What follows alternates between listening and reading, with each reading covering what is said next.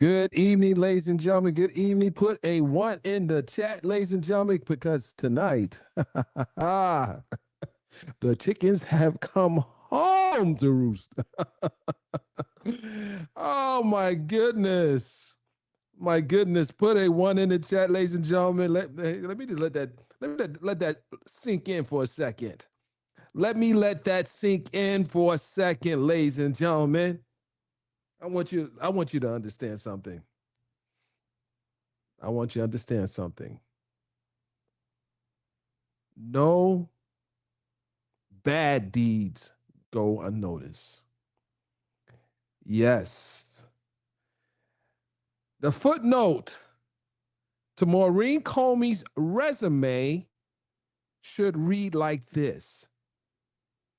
My last job, I prosecuted a billionaire for prostitution. Under the Racist Man Act, that would be your footnote, Miss Comey, on your resume as a former U.S.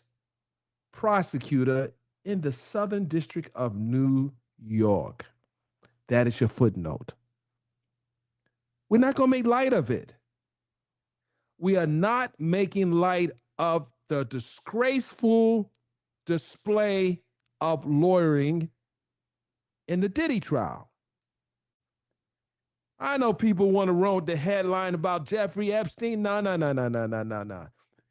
When I said on the Papa Show Court TV that this was a loss, this was an awful and disgraceful loss for the prosecutors in this case. The six-pack, at least one member of the six-pack just got smoked by U.S. Attorney Pam Bondi. Did Maurene Comey believe that she had a job after losing a racketeering and sex trafficking case against a multimillionaire? Did she believe that that was going to be a good look on her resume? Miss Comey, you went out bad. You went out very bad, as a matter of fact. Yeah, they calling me. No, we not stopping. I'm sorry, you guys can call me, but we not stopping. We are turning up tonight, ladies and gentlemen. Please put a 1 in the chat. Make sure you are supporting the platform because we want to get in some things, ladies and gentlemen. Don't be shy. We're not going to be shy tonight because she wasn't shy on the day of the verdict. She made it her business to tell Judge Aaron Subramanian that Mr. Combs should not go home to his family. She made it her business, and it was like it was an act of desperation. It was an act of desperation after losing a huge case. And I know everyone in that courthouse heard the thundering sounds from members, not just of the press, but of the public that were in all those overflow rooms when the verdict was read. Not guilty on count 1. Not guilty on count 2. You got a guilty on count 3. Okay. Not guilty on count 4. You got guilty on count 5.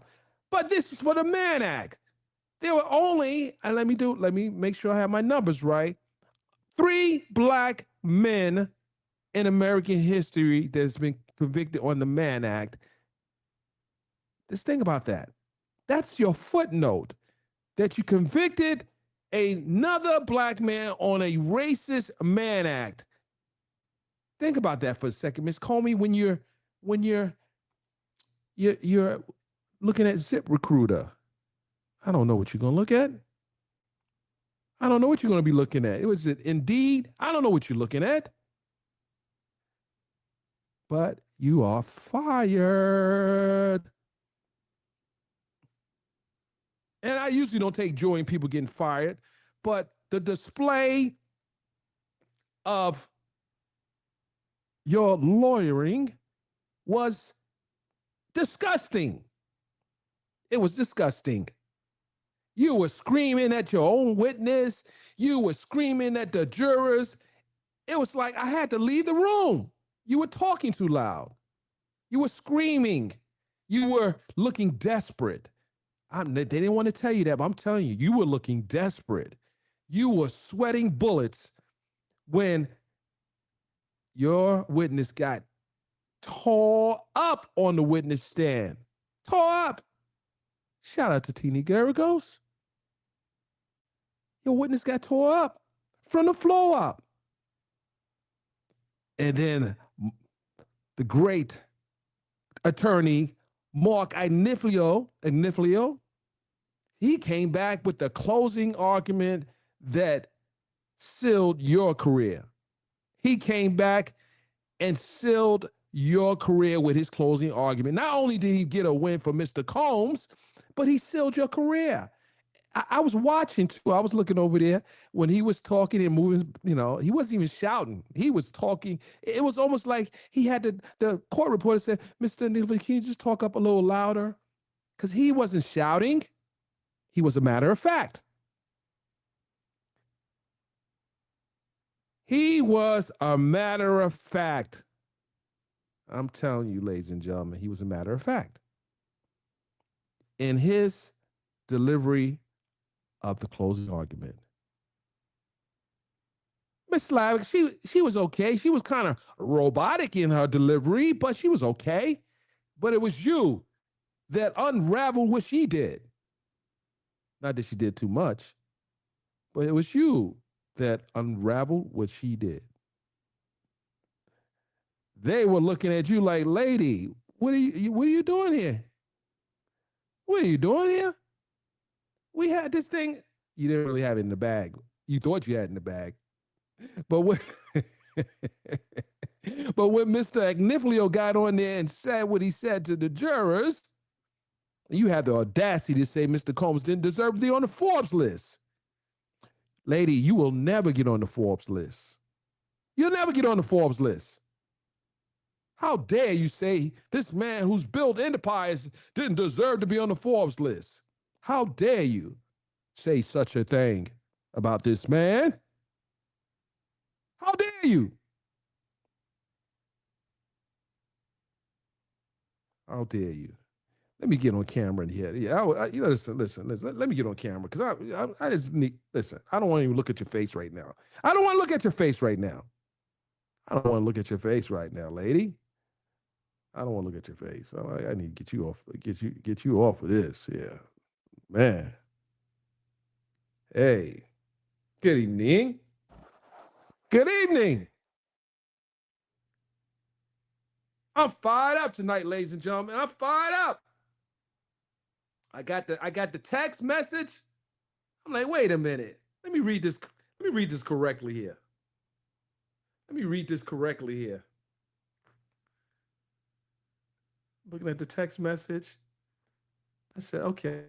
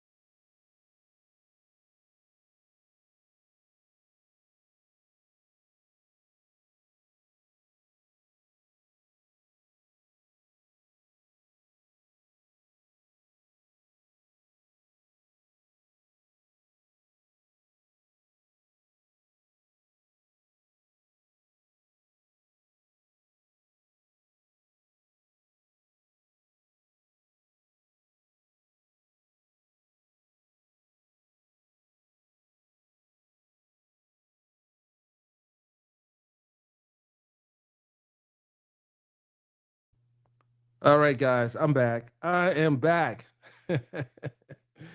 So listen, they know I'm live. I don't know why they do this. I don't know. But put a one in the chat if you hear the sound of my voice. Put a one in the chat.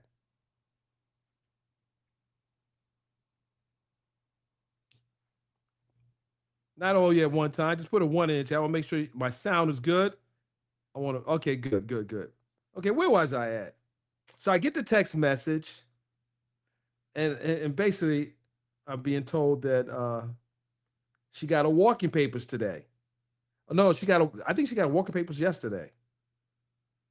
Today or yesterday, but she got the boot. This was an embarrassment. She was the lead prosecutor in the Southern District of New York. SDNY. It's not supposed to happen. Listen, you meet with a witness 27 times. That witness has to deliver. You meet with witnesses multiple times. You even get the Craigslist stylist to write a letter to influence the judge to not give Mr. Combs a bond. You get a low level Craigslist stylist to write a letter. A stylist. A Craigslist stylist to write a letter saying he's in fear if Puff comes home. Puff ain't thinking about you, Craigslist stylist. He ain't thinking about you. He's not even thinking about Cassie. That's over with. It was over with when he got in this predicament. It was over with. It's been over with. And she, in her last ditch effort to try to save face, she says the most ridiculous thing, but it's not part of his case. They need to make sure. Hey, listen. Hey, Nick, hold on. Nick is the U.S. Marshal in the courtroom. Nick, is she coming? Listen, Nick, watch it. She come in the building. Make sure you take a badge now. Make sure you take a badge.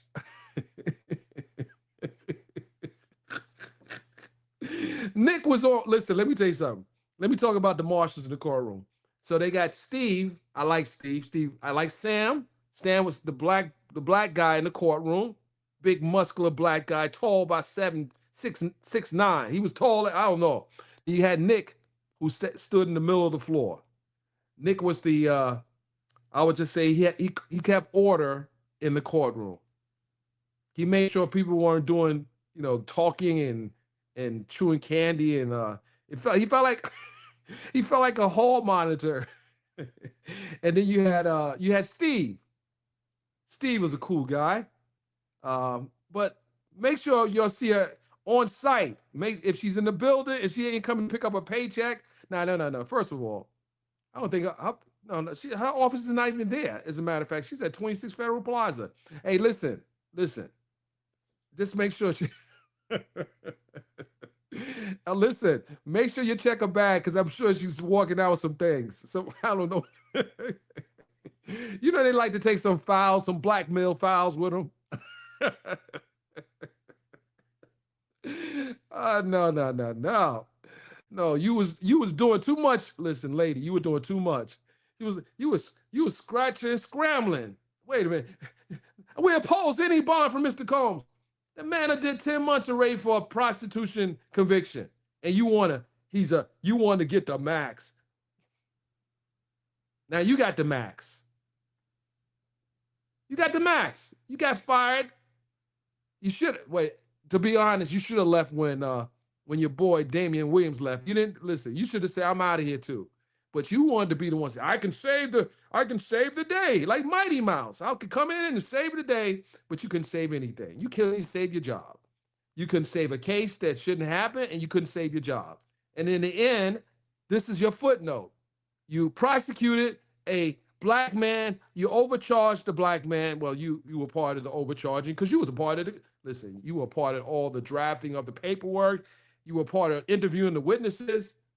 You were part of, listen, you're not removed, and you probably won't blame it on the black man who decided to leave, Damian Williams. But you're all, listen, it was a pack of 6 white women and 1 black guy. The black guy he left. He knew he was about to get fired. He knew the minute President Trump came in, his ass was gone. So he wanted to leave. Listen, they didn't even have one black person on that team. I used to see them walk in every day. They'll come walking in the courtroom. It was not one black person on the prosecution team. Not one. You couldn't find one black person in the office to kind of give you some balance. You couldn't find one. Diddy said, screw that. I want black, I want white, I want Chinese. He wanted everything. He wanted to mix everything. But y'all couldn't find one black person in the entire office to give your team a balance. You said, now we're going to do this like Charlie's Angels. You came here like Charlie's Angels, ready to, y'all were just, man, you didn't know how ridiculous you looked on this when you was doing your rebuttal. I didn't want to say nothing because, you know, oh, wait, hold on. Hold on. Did your shock jock, did the shock jock tell you that you was about to get fired? Your last great deed was making sure she had a seat in the courtroom. You made sure she had a seat in the courtroom. I don't think that's going to happen this time around. I don't think that's going to happen this time around. I don't know if we're going to see an October 3rd date. I don't know. My spider sense is telling me there may not even be an October 3rd date. But hey, we'll see. But I'm feeling like this was a miscarriage of justice, and I think a good argument can be made that he was over-prosecuted and you were doing too much. And you do know Sean Combs used to party with Mr. Trump. Come on. That man, he spent enough time in it. I don't care what you guys think. You think he should have. I was talking to one content creator today. I mean, she was saying some interesting things, and we were going back and forth on Instagram. And I said, no, I'm going to pull up on you. I'm not shy for pulling up. So I pulled up. I gave her a call, and then we had a powwow. And it ended up, the way it started, it didn't end. It was it ended up being a very good ending to a debate. But I didn't want it just to be out there. I wanted to explain my position. And it was always my position after reading the indictment and then looking at what the charges were, that this case should not have been prosecuted. 9 years ago, maybe it should have been state charges. But that was already, the statute of limitation even expired on the charge that he was convicted of. It expired. And when they're talking about the DV, we're talking about the Mann Act, at least on one of them, on one count. It was just a bad case. And you should have had the wherewithal to say, hey, this is not a good case to prosecute. This wasn't a good case. And I think people say, what did she get fired for? Well, usually you get fired when you don't do it, when you don't do a good job. You don't get rewarded when you don't do it. You wasted taxpayers' money by this case cost millions of dollars. You cost the government and the taxpayers millions of dollars by prosecuting a bogus case, and you lost miserably. It didn't help that the president didn't like your dad much, but you did an awful job. You did an awful job. And guess what? You got rewarded today. You got rewarded in the most poetic way. You had Pam Bondi, a woman who gave you your walking papers. You thought it was 7-pack. It was a 7-pack. No. She said, I'm not messing with you. I'm not messing with you. We don't. Pam Bondi said, listen, now I can't listen. I gave you enough rope. I allow you to prosecute this case, but you better have one. She gave you the rope for you to hang yourself. She knew that you had a bad case, but she said, okay, well, I can't really just pull you off the case right now. We're going to see what you can do. We're going to see what you can do. And once she heard me and she saw my tweet about how bad you did, because everyone wasn't reporting how bad you did. I reported how bad you did. And Pam Bondi saw it. And I can imagine what happened. She probably was in the Oval Office with President Trump, and she was looking at the tweets coming out, and she said, this reporter, the black guy, we seen him around in Florida covering some other high profile cases. And we got to kind of, listen to what this man is saying. He's telling us that you did a bad job. He's saying that you were screaming at the jurors and you were screaming at the witness, and your team was just doing a bad job. So we're going to listen a little bit what he said. We're going to we'll give him a little play, but we're going to talk about everything else and how bad you did and all the money you cost and how the stain you got on the SDNY, Southern District of New York, the most high profile, most successfully prosecuted court district in America. And it was you who screwed up. And you got the black people looking at you crazy. We saying, why was this man prosecuted for his consensual relations with his girlfriends? Yeah, that's what they were saying. And you heard what President Trump said. President Trump said, we're going to look at this. We're going to we're monitoring this case. He was monitoring you. He was I was in the elevator with Ms. Comey. I remember the day I was in the elevator. I get in the elevator, I always speak to everyone. She gets in the elevator behind me, to my right, don't say anything. She don't say anything. Listen, I'm not mad at you. But in the back of my mind, I say, yeah, you about to lose your job. I'm saying this. You're about to lose your job.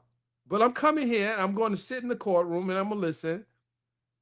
And I know you had your shock jock in there. Kept on saying, I got inside information. I got so much. I know everything. I got a VIP seat in the courtroom.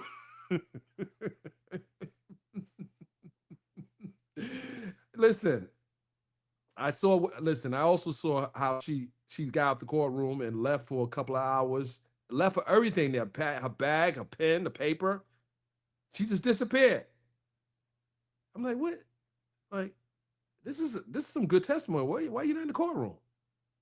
I went downstairs. I had to do my investigation. I'm like, where's she at? Is she doing reporting? She was nowhere around outside. She was nowhere around outside. She was in one of those offices planning. It's my belief she was in one of those offices planning and getting her script together.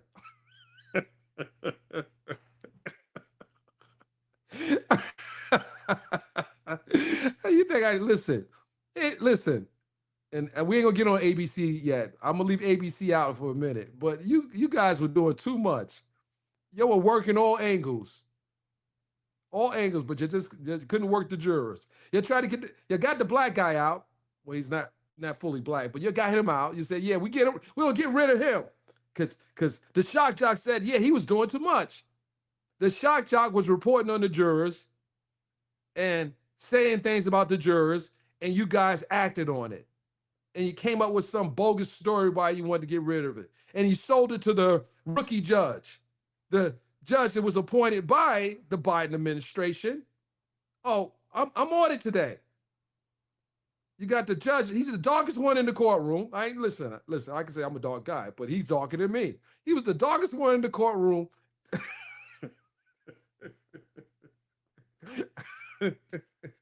Listen, guys, I'm gonna have a little fun. Listen, he was doing too much too, but not really doing enough. He was just doing too much.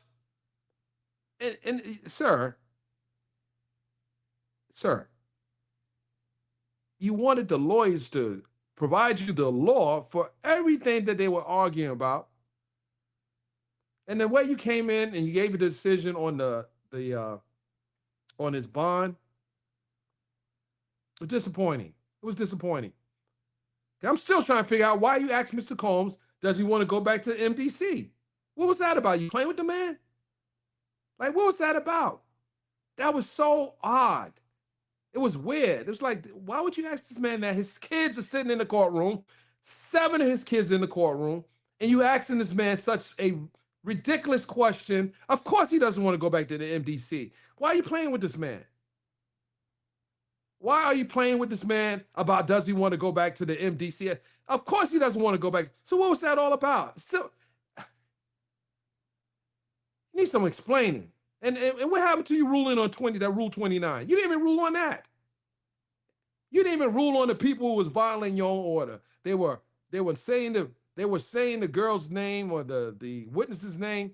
That kind of just miraculously disappeared.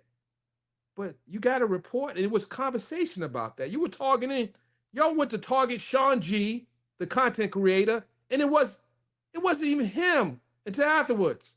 You're focused on another black man, but you saw your shock jock.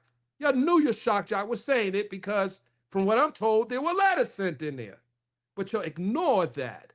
You ignored everything. You gave that person a pass, but you were looking for Mr. G to come in the courtroom. At first, they thought it was me. I had someone calling one of my clients and asking them, was it Mr. Byron who got kicked out of the courtroom because I didn't show up for 2 days? It was weird. They asked me not to put them on blast, and I respect that because they didn't have to tell me, but they sure did call. It was someone on the ground from a major news outlet that was being messy. They don't know me from a can of paint. You call making calls. Like, listen, I'm going to tell you guys, some things would happen behind the scene. Y'all would be surprised if I told you some of the things that I learned behind the scenes. But, I protect my sources. I just know that the person who did it, and the person looked like, I'm going to give you a hint. A person didn't look like me, but yeah, all I can say is not all my skin folks are my kin folks. I would just say that. But it was just weird. It was just weird. And I hope you're watching. Anyway, Miss Comey, you did bad. You went out bad. You'll probably say, I did the people's work. Nah. You knew these girls were lying. You knew Jane Doe was lying, and you knew that Craigslist style was lying too. Talking about, look, don't my headshot look nice? Does my headshot look nice? No, your headshot didn't look. We're not here for your headshot. We're not here for your headshot. We're here for you to tell the truth. And I saw what you did when you was walking out the courtroom. You was winking at one. Listen, I saw some things too, but I wasn't trying to put you on blast. You came in with your nice man bag and you posed for the cameras and you went inside and started lying. Telling you saying on the witness stand all these nice things about Mr. Combs, but then you write a letter. You are weird for that. That man never. Hey, listen, when you got fired, it was over. That man wasn't thinking about you. That man was not thinking about you. You're going to write a letter because you want your 5 minutes of fame. Your 5 minutes of fame. I hope you never work in this business again. Anyway, don't get me started.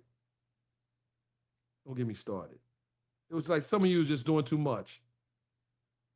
And the prosecutor knew this. She had to know that these lies that were coming out these people's mouths were lies. You had to know. Why else would you meet with someone 27 times? And you know Mia was lying. You knew. Yo, when Brian Steele got into Mia's ass, Brian Steele was on it. Mr. Steele, shout out to Attorney Brian Steele, because Brian Steele was on that witness. You listen, I looked at Miss Comey. I looked at you when Brian Steele was cross-examining her. It was bad. It was a bloodbath. He had all the receipts, and he was reading it slowly, decisively. He had groups of receipts. He had a batch. He had like 3 batches, 10 in this batch, 10 in this batch, 10 in this batch, and was just reading them off and asking her as he put them on it was, let me tell you how Mia was. When she came in, I think I told you guys during my coverage, she came in, I watched her, I was in a position to the right of the court. The door opens, because they're in a waiting area before they walk in the court. And before she was going to walk in, Mr. Still had a question for the judge. So I'm looking at her from with my vantage point, and she was upright and looking ahead and it looked normal. But she walks in the courtroom, put her head down, and saw walking in, and coming. It was like she was performing. It was very performative. Then 5 to 6 of her friends trailed in and got into the front row to the right of the court. So she sits in, and gets under cross-examination. And the minute Brian Still started cross-examining her, and she was confronted with the receipts, the Instagram posts, her posture changed. It was from the day earlier, it was one way. She was all sad, and he did and then the next day when he started cross-examining her, it was embarrassing. I'm like, wait a minute. So Mr. Combs had one of your secrets. Mr. Combs had one of your secrets. And one of your secrets was that you were sleeping with Mr. Combs while you were professing to be the best friend of Cassie. And he threatened to tell. He threatened to tell on you. So you come up with this story about he sexually assaulted you? No, ma'am. Mia, you were mad because he didn't choose you. He didn't choose you.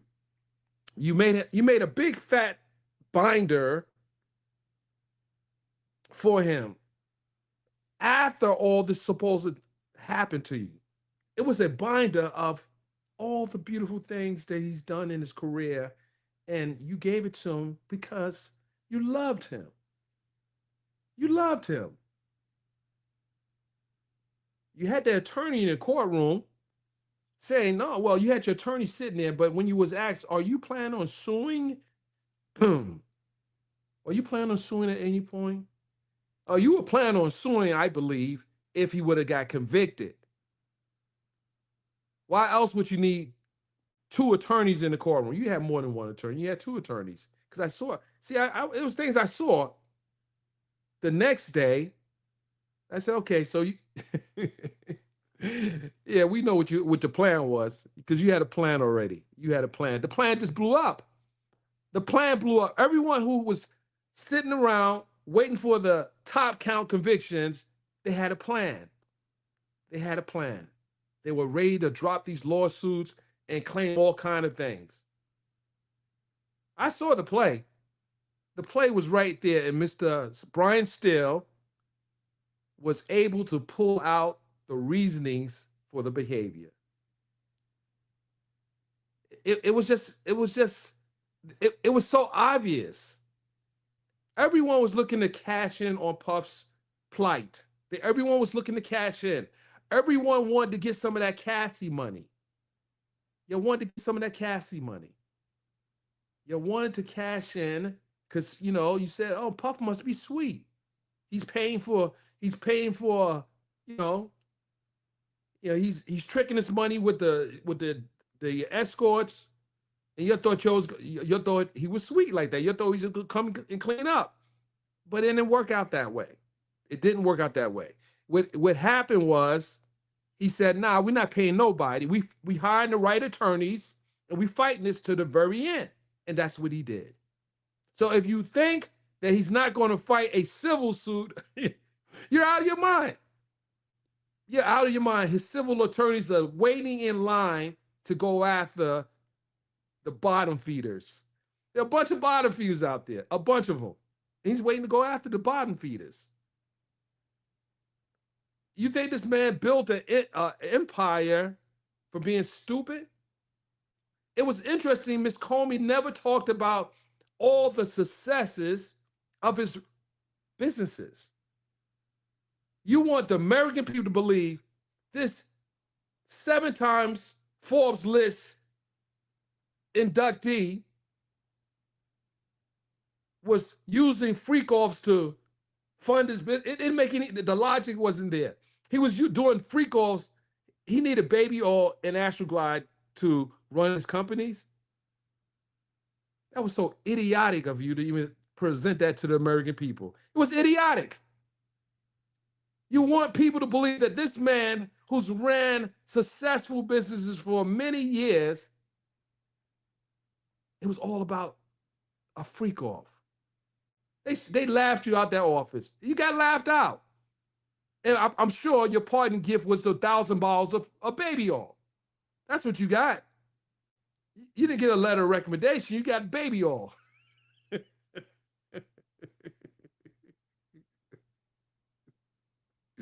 Yeah.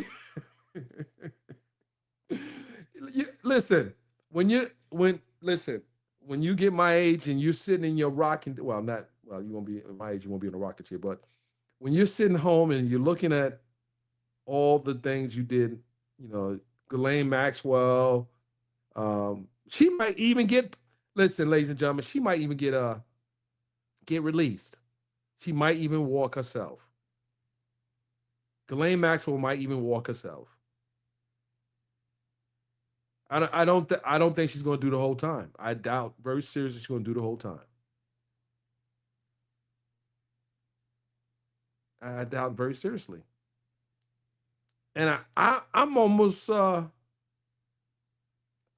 can't say too much now, but I would just say that I hope it was worth it. I really hope it was worth it. I hope this was worth it. I hope this is good or for your legacy. I don't know who you support or what what your reasoning is. You think that these man acts of him procuring sex workers warrants some serious time. That's weird for that. This man has an entire family that supports him.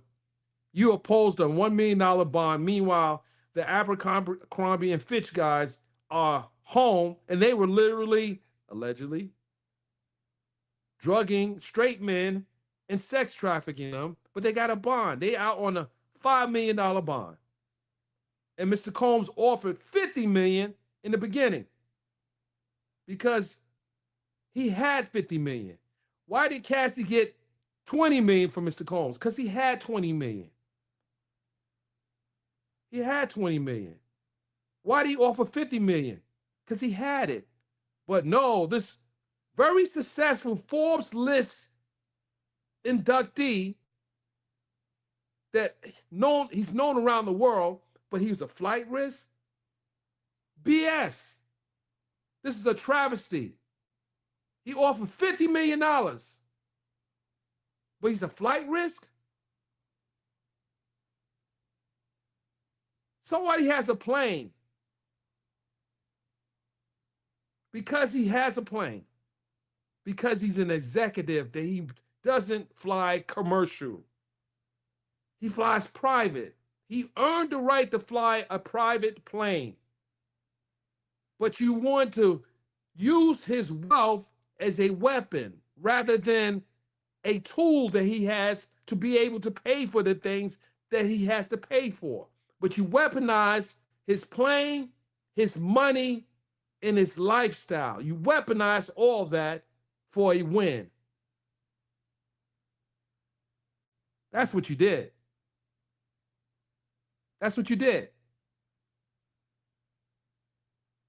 It was despicable. It was despicable and disgraceful and disgusting. You couldn't even have a black person on your prosecution team. With all the people that work for the Department of Justice in New York City, you could not have a black person. He said, us 6 white women, we're going to take this black man out. I know what you was thinking. We all going to get a win.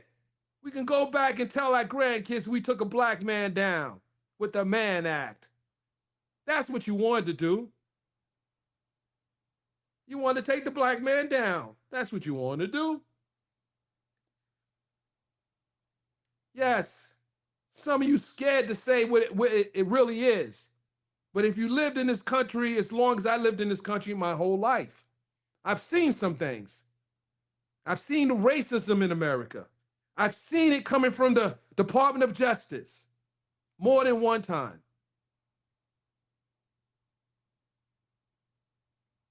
And I saw it in this trial, ladies and gentlemen. I saw it in this trial. And you use, you don't want me to say what I'm about to say. I'm just going to hold off there. I'm going to hold off there. I'm going to hold off. All I'm saying, ladies and gentlemen, that the setup was in from the beginning. From the leaking of the CNN video, I saw the play.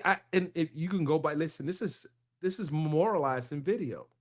I said it before Mr. Combs was even charged with the crime.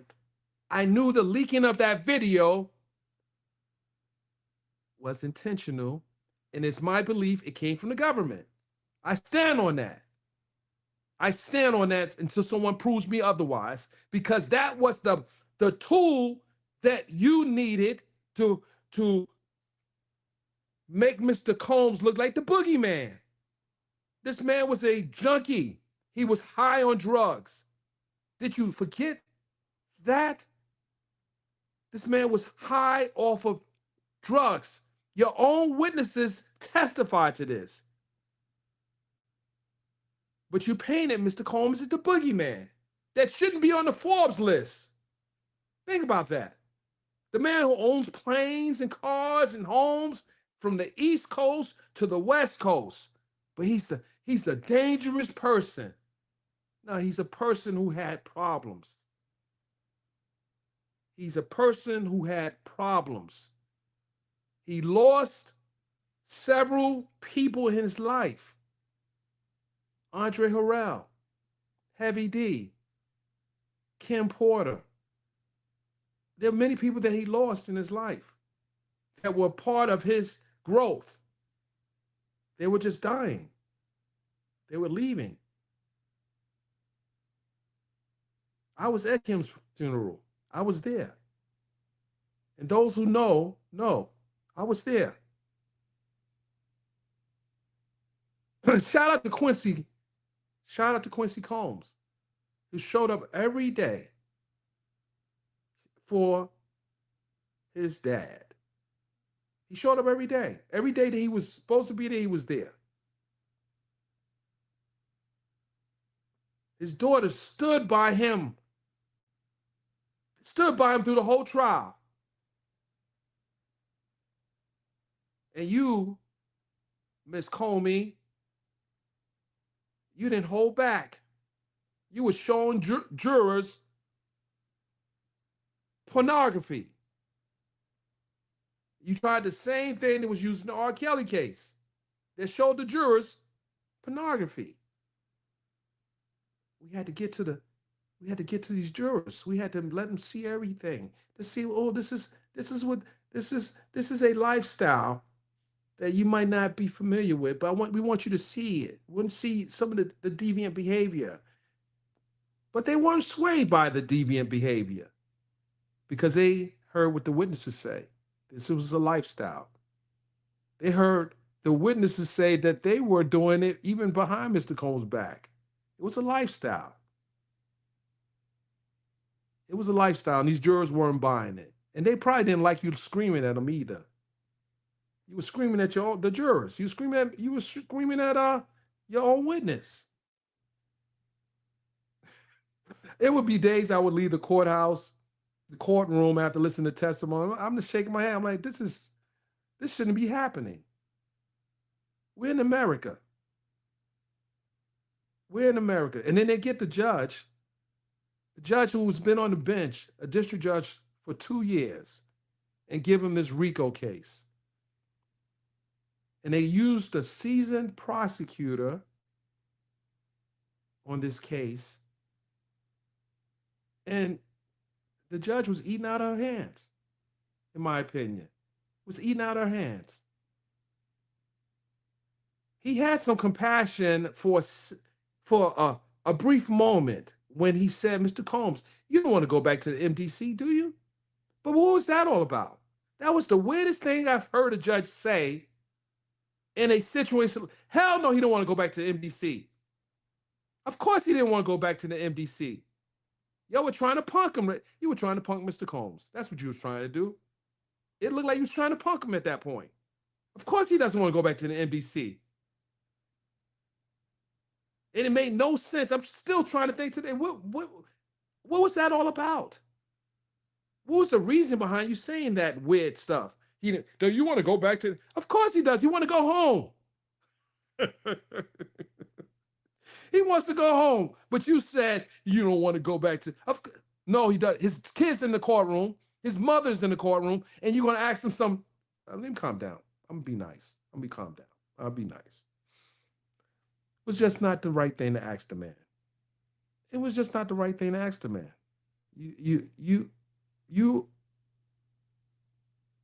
I had secondhand embarrassment when you did that. I'm like, so what was the point of you asking him that? Then you go back into your chambers and you tell everybody come back at 1:30. Then you say come back at 5 o'clock, and then we're gonna do this. Then you say this. It made no sense. So I hope the people sleep good at night.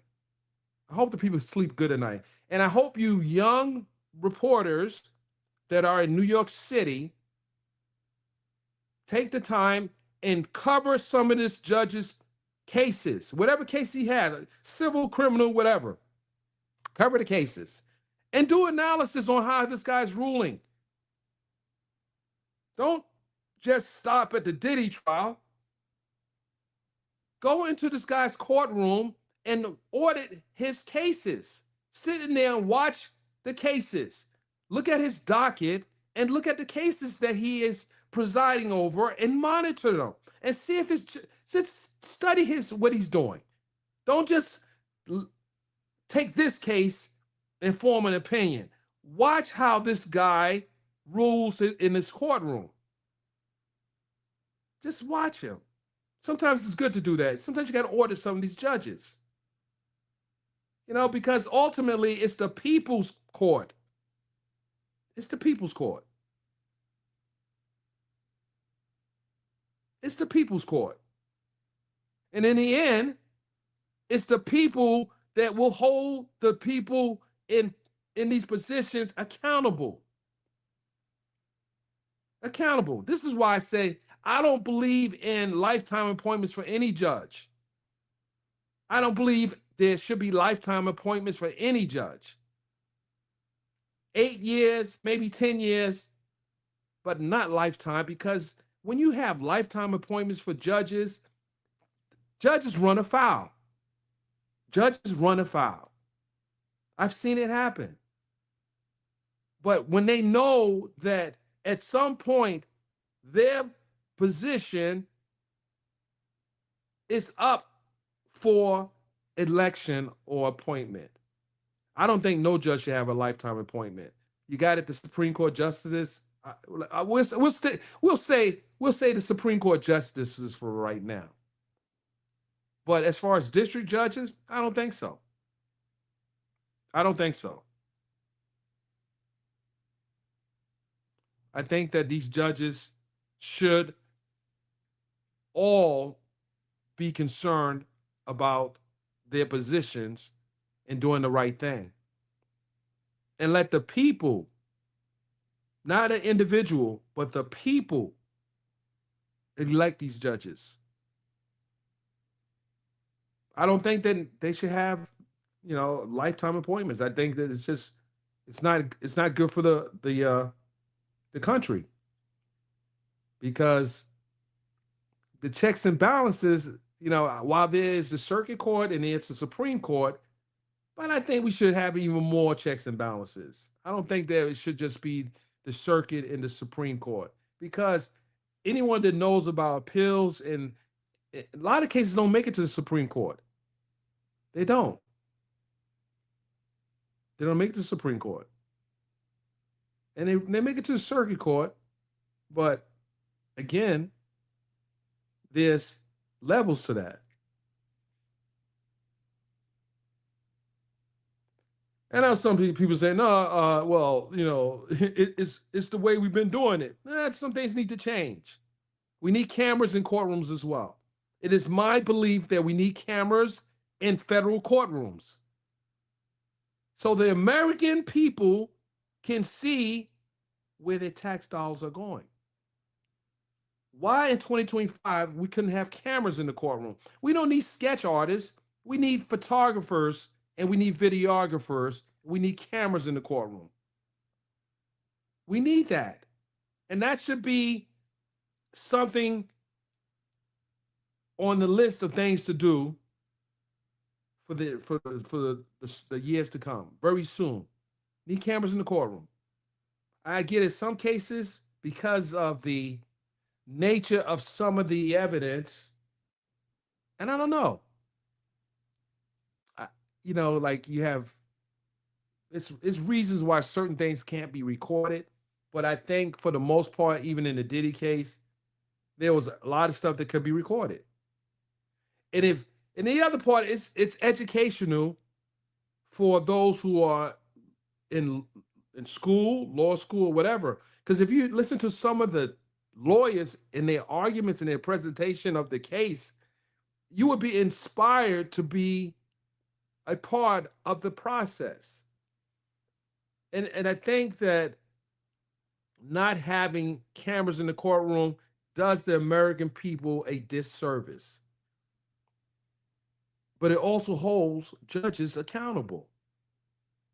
Imagine the cameras on that judge when he did the flip-flop with Diddy. Do you want to go to MDC or you don't want to go? You want to go? You don't want to go? What is that? Is that a trick question? Of course he doesn't want to go back to the MDC. What was that all about? But imagine that being played to the American people. They were talking about Puff throwing oranges at, who was that? Who did he throw oranges allegedly at? Was it Capricorn? It was Capricorn. Was it Capricorn? JC, who did Puff? They would have been throwing tomatoes at the judge. What the hell are you doing here? Listen, you saw what happened when Judge Glanville was called out. It was bad. Mia, right. What's it, Mia? Okay, Mia. But imagine these judges having to be scrutinized by the American people.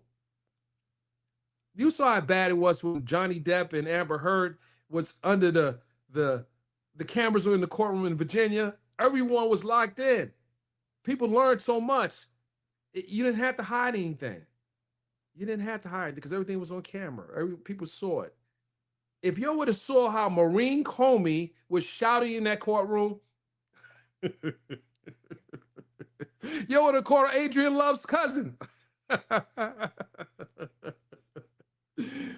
Oh my God. It was bad. It was bad. And this is the other reason why I think cameras should be in the courtroom. You won't have shock jocks coming out making up stuff either. You won't never have to worry about that. You will have the honest eyes and ears that's on your body. You can look at it and you can see it and you can hear it. You don't have to worry about someone coming out encoding and decoding what happened in the courtroom. You will have transparency. Who's scared of transparency? Who's scared of transparency? Transparency keeps people honest. It's better than transcripts. They're better than sketch artists. Having video is better than you can see and hear it. Who would not want transparency in the criminal justice system? Who would not want that? Then you can see some of the lying witnesses get on the stand. Then, if it's transparent, then you can say, hey, this guy, wait a minute, I know something about this guy's on the witness stand. This guy was lying. Wait, I know this guy. This guy was like, wait a minute, hold on, let me call. Mr. Prosecutor, Miss Prosecutor, your witness, listen, you have a Mark Fuhrman moment like in the O.J. Simpson trial. When they saw Mark Fuhrman testifying, some good citizens made the phone call and called the prosecutors and called the defense. I remember. They called the defense, Mr. Cochran, Mr. F. Lee Bailey. Guys, do your research. Mark Fuhrman is not a good guy. Mark Fuhrman is not a good guy. He had a history of planting evidence. He had a history of planting evidence. But that didn't happen because the cameras were off. That happened because the cameras were on and people were locked in. I've been covering trials for a long time. I remember some key moments in some of these big trials. And that was a key moment. That was a turning point in the trial. Witnesses can't be hidden behind a drape or turn the cameras off. But they wanted you to believe Mr. Combs was the dangerous man. He's doing all this. He's killing people. He's doing all this. There's no proof to none of that. There's no proof to none of that. I hear people say, well, I know he's guilty of something. How do you know this? That's based on what? Based on gossip and rumors? How do you know any of this? How do you know any of this? He's had some bad incidents in his life. I remember them. I remember the college, when people died at the college campus on Convent Avenue and 137th Street. I remember that. A lot of you don't know what I'm talking about, but I remember that. I remember it was yesterday. I remember that. It was poor planning. People lost their life. It was a tragedy. It was bad. And I was in the courtroom when he was on trial for the gun case. It was right there. That man's got on the stand and testify. So if he got on the stand and testify in this case, it might have, I don't know. He was younger then. I don't know. But he had the opportunity to do that. He chose not to. He chose not to even call a witness. He chose not to call a witness. That says a lot when a man doesn't have to call a witness to defend himself. Hey, this guy knows tons of people, but he didn't call Eve. You know why he didn't call him? Because the government never focused on his businesses. They never said, think about this. If they would have said, hey, I work for Sean John and he did all this, and then now he has people who work for that company that could come in and say who he is as a businessman. You didn't call in Lorianne Gibson. You didn't call in, I want to start dropping names. There are a lot of names that were associated with a lot of different companies that could have came in and testified for Puff. But he didn't need to because the government never focused on none of his businesses. They never called none of his businesses out. Oh, he was doing this with Sean. He didn't bring nothing. You had a plethora of lawsuits that people made these allegations, and I'm sure you vetted it because you have the FBI. I'm sure you vetted some of these lawsuits, but they weren't strong enough to bring it in the case. You know they weren't strong enough because you would have brought it in. You had Lil Rod that showed up at the courthouse, but not the courtroom. There was just a lot of weird stuff happening. Gene Dale showed up. Gene, I said, yo, Gene, you going to testify? Because I want to see this. I'm ready. Pen and paper, I'm ready to see what Mr. Gene Dale was going to do. I even had a sketch. Shout out to Java. I had a sketch artist next to me. I had a sketch artist in the courtroom. You didn't know that. I had a sketch artist in the courtroom.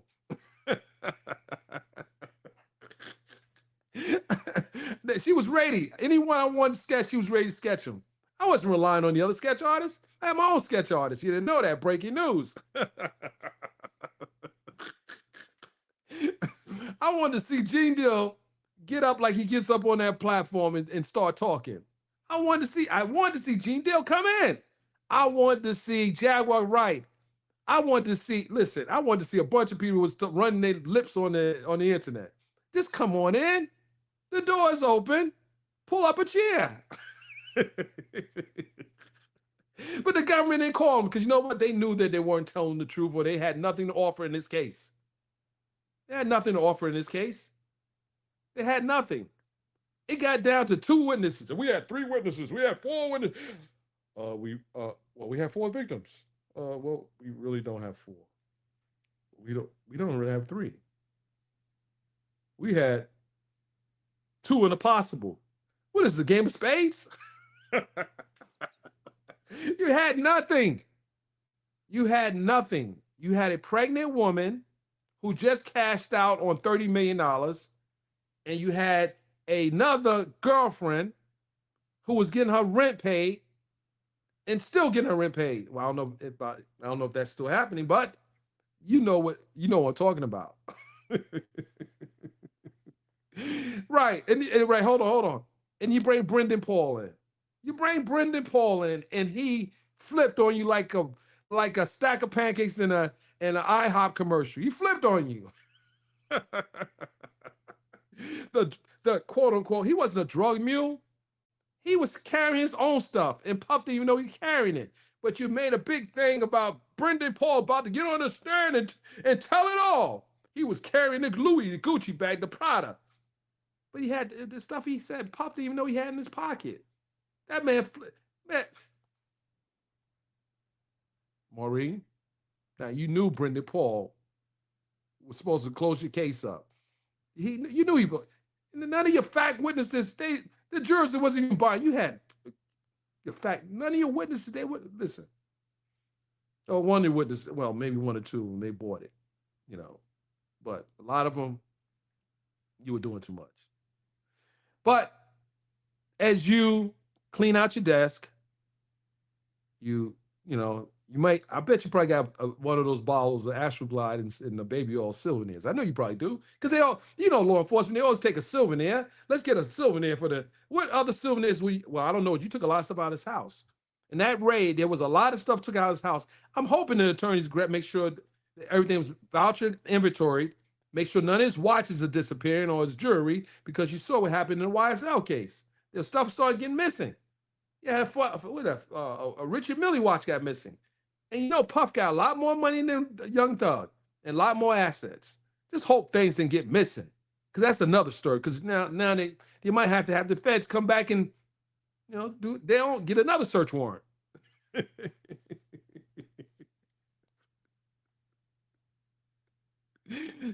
Something. This all those boxes. You had these 70 to 80 law enforcement from the special unit that raided his home. They was carrying tons of boxes. Guess what, ladies and gentlemen? I didn't see that at the trial. There were no tons of boxes. There were no, if I'm lying, I'm flying. There are people here, they will tell you, well, all those boxes they took out of Mr. Combs' house, we didn't see none of that in the courtroom. We didn't see none of that. I was waiting for the boxes to be rolled in. I thought they was going to be rolled in. We didn't see none of that. Yeah, we saw 11. Yeah, but we didn't see no boxes. You guys you came in and you broke down the man's gate when you could have just knocked on the door. But you wanted to shock and awe. You wanted to pull guns out on his kids. You pulled weapons out on this man's kids. And imagine someone pulling a gun out on your kids, Miss Comey. Imagine someone pulling a firearm out of someone that you love. These kids are not criminals. Just think about that. They pull guns out on this man's kids. Think about that. They pull firearms out on this man's kids. Just think about it. But listen, I don't want to beat a dead horse. You screwed up, and you got your reward. You got your reward. You didn't get a vacation. Well, you actually did get a vacation. But we'll see. We'll see. I'm gonna drop the link real quick. Yeah, I just wanted to see what some of you guys think about the firing of Miss Comey. And who else is gonna get fired? Is Miss Slavik's job on the line? Who else is getting fired out of the six pack? Who else is getting fired? I'm hearing more heads gonna roll.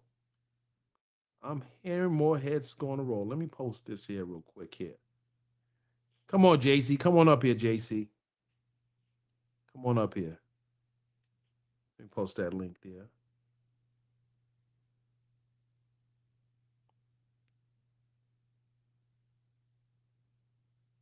Put that there. Come on up here.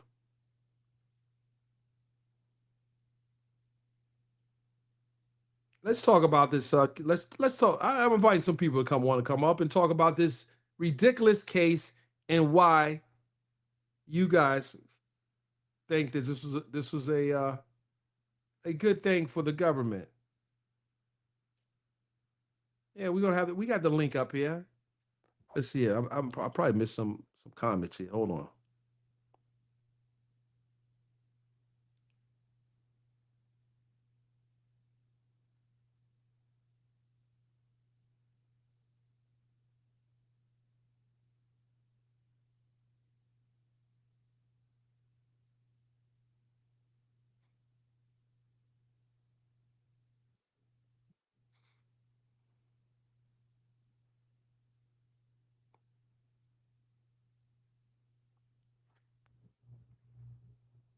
Even those, listen, even those who think the jurors got it wrong, you got to do your part too. You got to participate in the process. You got to, you get these notices that come in the mail, and a lot of you try to dodge jury duty, but you got to participate in the process as well. If you don't want to see people railroaded in America, you got to participate in the process. You have to find your place in this process. You can't sit on the sideline and expect to get respected by the criminal justice system. Everyone doesn't have the resources that Sean Combs has to fight. So this is why you have to take part in the process in the beginning stage at the local level, because what you don't want is people getting put in positions because of nepotism or favoritism. They should earn their right to be there. It exists. It exists. That person should have never had that position, in my opinion. That's my opinion. You may have a different opinion. You may have a different opinion. But when you make calls like that and you meet with people 20 something times, that means you have a weak case. That means at some point you have to be willing to make a U-turn and say, maybe we should be prosecuting this. At some point you got to say that this probably is not the ship I want to go, that I want to be on, that sinks. But sometimes people are arrogant and they think that they have it in the bag. But nothing's a done deal till the deal is done. But what I learned from this case is the resources that the government have to go up against a person is incredible. And this, they were banking on, this is what I think. If they could have got even the trafficking conviction, they could grab his assets. The RICO, yeah, they can grab his assets. They were trying to take all the wealth that he amassed for his family, his legacy, and they wanted to come up with this bogus thing, these bogus charges as the reason why if they got a conviction, why they need to take his assets. But they never talked about his real businesses. It was just weird. You never talked about his real businesses and the successes of his business. You don't want the jurors to know that. You never want the jurors to know that. You didn't want to go into that. You didn't want to go down that rabbit hole. You couldn't get the man on not even tax evasion, nothing. It was just baby oil and Astroglide. Y'all saw how Mr. Igniflio said it. Baby oil and Astroglide. They had the smoking gun. 11 pills. This is what they had. A lot of people made money off this trial. A lot of people made money off this trial. But who was the biggest loser in this trial? The government. They lost big time in this trial. But they were banking on winning. And all the bottom feeders out there were banking on filing lawsuits. They were banking on it. They were saying, oh my goodness. You had one guy to get on Tasha K's platform. And I think he said on her platform that the government said, hey, don't file your lawsuit yet. Wait till we get a conviction, then you go and file your lawsuit. But you didn't bring him in to testify. And he knew some things. Like I'm sure I always wondered, they had a chart of almost 30 guys, but you never called those 30 guys in. You know why? Because they would have told a different story. They would have told a different story. They told the story like Flash told the story. Like the Punisher told a story. It wasn't a story that you wanted the jurors to hear, but it was the story. There was a real trial and there was a fake trial. The fake trial got you fired. The fake trial got you fired. I guess you won't be doing no more fake trials, but we'll see. We'll see. We'll see. We'll see where you go from there. Right, Clayton Dave Howard. That's right. Yeah, Clayton. Mm-hmm. They might be coming for Cassie's money now. I know the Craigslist stylist is banking on, hey, I gotta be tight with with Cassie. She got 30 million. Hey, listen, that money's spent already. Mr. Fine is already, anyway, I'll leave him alone. The only one that doesn't have to worry about losing the bag is Doug Victor, attorney Doug Victor, who represented Cassie. Because he did a job. His money's safe. I don't know about the rest of that money, but his money is safe. His money is safe. He's the only one. And of course, the defense team, they earned their money. They earned it. Anyone think they didn't, they earned their money. And Doug Victor, he got the bag. I would estimate he probably got about $8 million. He got the bag. He wrote that civil complaint for Cassie that started the ball rolling. And I think if Puff didn't pay her and we went through this trial, she wouldn't have got that money.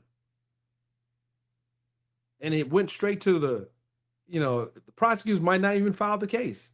So it was tricky. He paid her because he had the money. He had that money and he paid her. Listen, it spent money. They spent so much time together, 10 plus years. I mean, she had a record situation. She wasn't a great artist, but she did have a promise to release the music. So there was a lot of things in, I believe, why they settled. It wasn't just because freak offs at all. And I don't think it was just because of the DV situation. It was a few things, and he just settled. It's just my belief. But ladies and gentlemen, with that, let's send Miss Comey off with a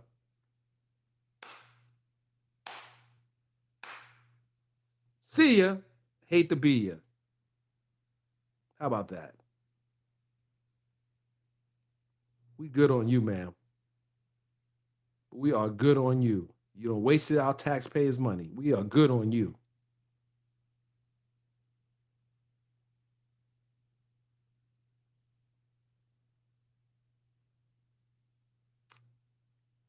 Yeah, I agree. I definitely agree. Let me see what she said here. Queen, I saw what you said.